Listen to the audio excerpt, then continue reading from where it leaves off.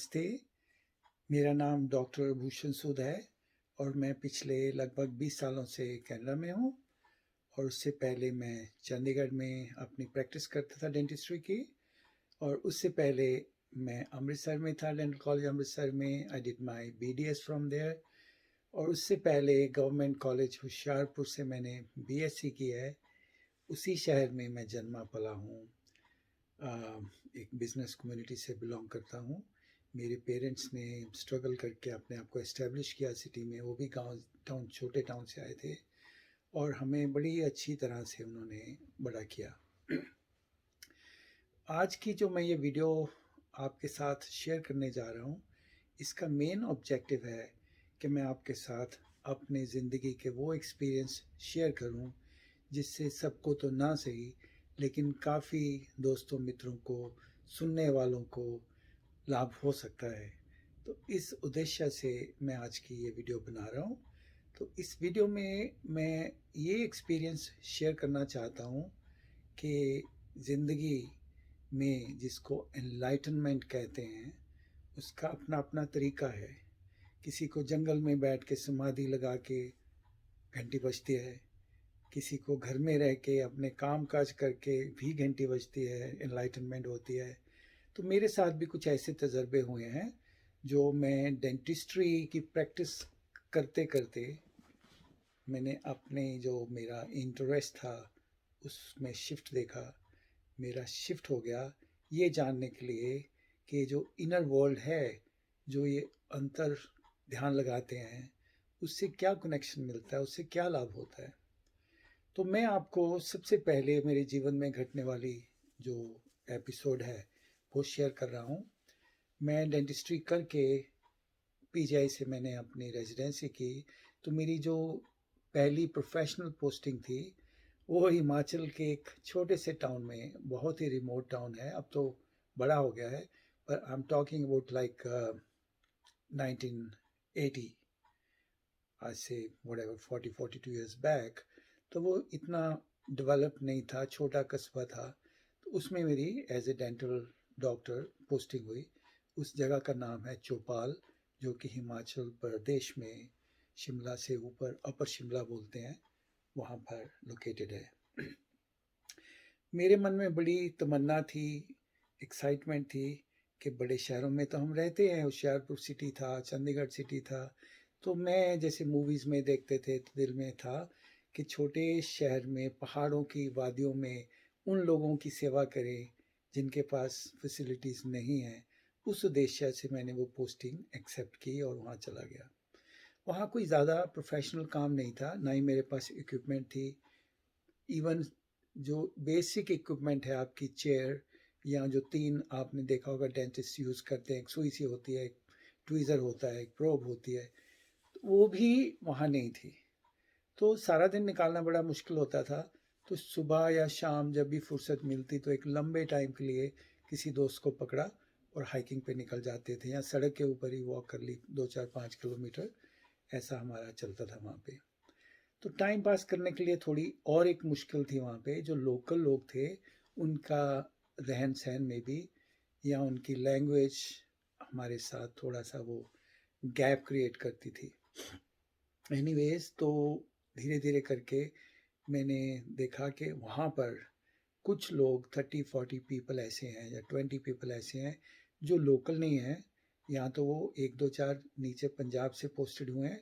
यहाँ कांगड़ा के लोग वहाँ बिजनेस में थे या कारोबार में थे या इवन जॉब्स में भी थे। तो समहाउ मेरी उनसे दोस्ती हो गई और टाइम निकलने लगा।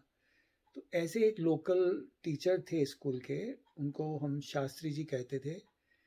तो मेरे से बड़े थे उम्र में। अगर मेरी तब उम्र 25-26 साल की थी तो वो शास्त्री जी की एज हो सकता 50 के करीब, हो मेरे से डबल एज में थे। तो टाइम पास करने के लिए हम लोग किसी को भी अपने साथ दोस्त को ले लेते और शाम को सैर करने निकल जाते।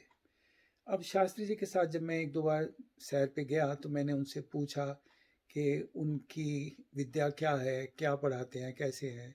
तो उन्होंने बताया कि वैसे स्कूल में वो हिंदी पढ़ाते हैं, उनको संस्कृत का भी ज्ञान है, और इसके अलावा एस्ट्रोलॉजी, ज्योतिष में भी उनकी रुचि है। तो मुझे उसमें संस्कृत और ज्योतिषी एक अद्भुत सा लगा, जो मैंने ज्ञान अभी उसमें प्राप्त नहीं किया था। तो मैंने उनको पहले स्टेज में बोला कि मुझे संस्कृत पढ़ाएं, वो मान गए। तो थोड़ा बहुत संस्कृत में हम लोग डिस्कस करने लगे, बैठ के पढ़ने लगे। तो ऐसे ही मैंने उनको पूछा, ज्योतिषी में, ज्योतिष जो विद्या है उसमें आप क्या कर सकते हैं?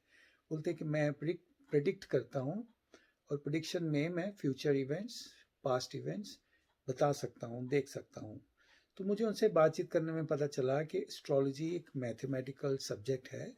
उसमें यंत्री जो होती है उसके बेस से ये एक नेटल चार्ट बनाते हैं। उसमें 12 घर होते हैं, उन 12 घरों के लॉर्ड्स होते हैं, उनमें प्लेसमेंट्स होती है प्लैनेट्स की। तो ये ब्रीफ सा मुझे आइडिया हुआ।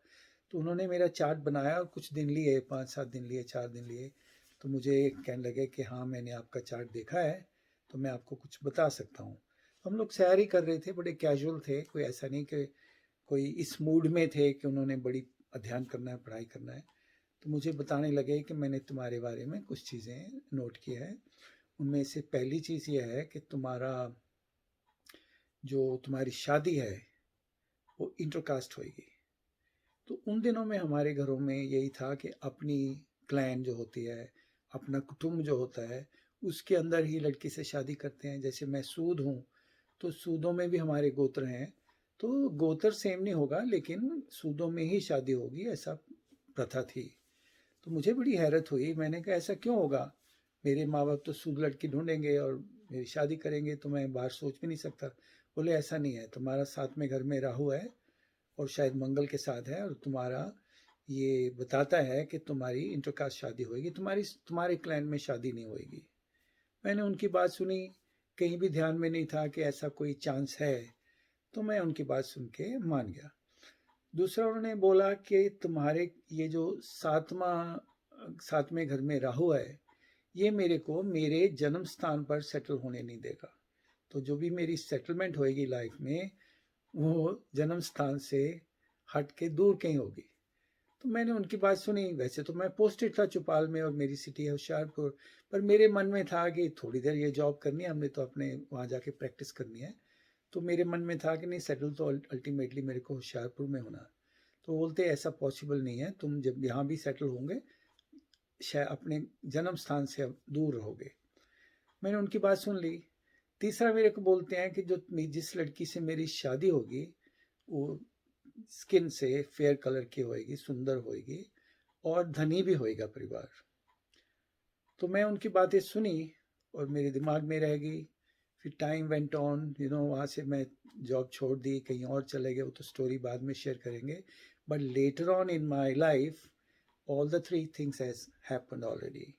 मेरी जिस लड़की से शादी हुई वो मेरे क्लैन से नहीं है, वो दूसरे क्लैन से है, और बड़ी यूनिफॉर्मली शादी हुई, दोनों पेरेंट्स की राय के साथ शादी हुई, कोई रुकावट नहीं थी। और दूसरा ये कि वो सुंदर भी है मेरी वाइफ, अपने टाइम की बहुत ही सुंदर लड़की थी, अभी भी है। और तीसरा जो उन्होंने मुझे बताया कि मैं अपने जन्म स्थान पर सेटल नहीं हूँगा, आज मेरी एज 68 की होने लगी है। तो जब मैं पीछे देखता हूँ तो मैं उन पंडित जी को, शास्त्री जी को नमन करना चाहता हूँ। एक सिंपल से व्यक्तित्व के आदमी, जिनको मैं ये नहीं कहूँगा कि वो एक बिल्कुल एक्सपर्ट एस्ट्रोलॉजर थे, उनको बेसिक नॉलेज थी, और उनकी बेसिक नॉलेज के बेस पे मुझे उन्होंने ये 3 बातें बताएं जो मेरी ज़िंदगी में सत्य हुई।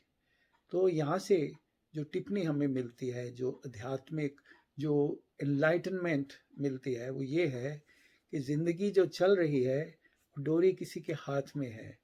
हम चल रहे हैं, लेकिन जो हमारी इंटेलेक्ट है वो हमें ये बताती है कि नहीं, तू ही सोचता है, तू ही करता है। अगर ऐसा होता तो मेरे चाहने के बावजूद भी मैं अपने शहर में सेटल नहीं हो पाया। मैं अपने भाइयों के पास, बहनों के पास, अपनी फैमिली, चाचा मासी और सब होशियारपुर में थे, हैं, मैं वहाँ सेटल नहीं हो पाया। मुझे इस बात की कोई दुख नहीं है, अच्छा भी लगता है कि ज़िंदगी में प्रोग्रेस करने के लिए आगे बढ़ना पड़ता है, सब बढ़ते हैं। लेकिन वो शास्त्री जी की बात मुझे, मेरे दिमाग में ये क्लिक मारती है कि जीवन की जो घटनाएं हैं वो पढ़ी जा सकती हैं, वो कोई और है करने वाला। थैंक यू, नमस्ते, अगली बात अगले एपिसोड में।